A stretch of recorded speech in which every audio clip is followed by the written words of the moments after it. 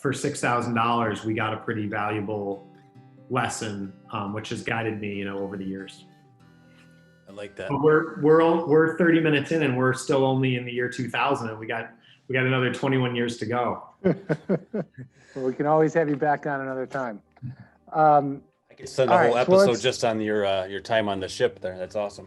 It's so funny. So I think we're transitioning into one of the topics that Pete and I really wanted to understand was, and again, I thought Pete maybe had thought of this word, but then he realized it was already existed. And that's, how do you pronounce it? Dormpreneur. So would you consider yourself a dormpreneur? Are you familiar with that? Well, I can deduce from, the Latin, what that probably means.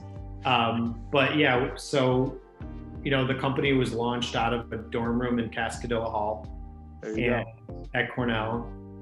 But, I would call it a hybrid dormpreneur, because the interesting twist in the story is that Pat dropped out of college because he was a year younger to be able to facilitate,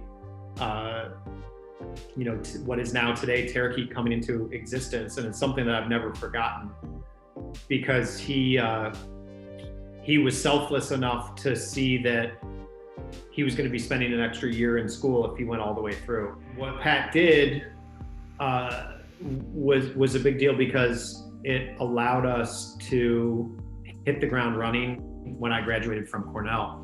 So Pat left school and he maintained an office in his dad's printing shop in Syracuse, right above what's now like Funk and Waffles. And he moved there, and then that allowed him to be closer to me, and the two of us to be able to work more closely together. And my trade-off with Pat was that when I came back down to Syracuse, I could also have a spot in his dad's printing shop with him to be able to work, but that any class that he wanted to attend at Cornell, we looked enough alike that he could get in to any class that he wanted to go to. So, I think it's unclear at this point who attended more classes at Cornell, whether it was myself or Pat.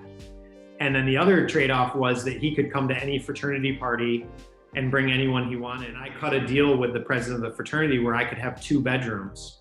And so I had a second room. And I think, as far as I'm concerned, Phi Gamma Delta Cornell University, to this day, I'm the only student that had 2 bedrooms, an office and a bedroom. And I thought I was real cool. I had, 3 CNBC screens on and a Linux terminal and a whole thing. And people would walk by and be like, what a total nerd.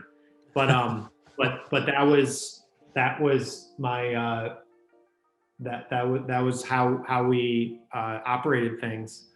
2 McGraw Place was the address, and Pat spent a lot of time there with me. That's awesome. And you guys weren't buddies at MPH. You just knew each other. We played soccer together. We were friendly. MPH is a very small, tight-knit community. So I knew who kids were in middle school and lower school. Right. So that's the thing, is everybody knows who everybody is at Manlius Pablo. That's awesome. Pete, at this point, you got a million things going through your head.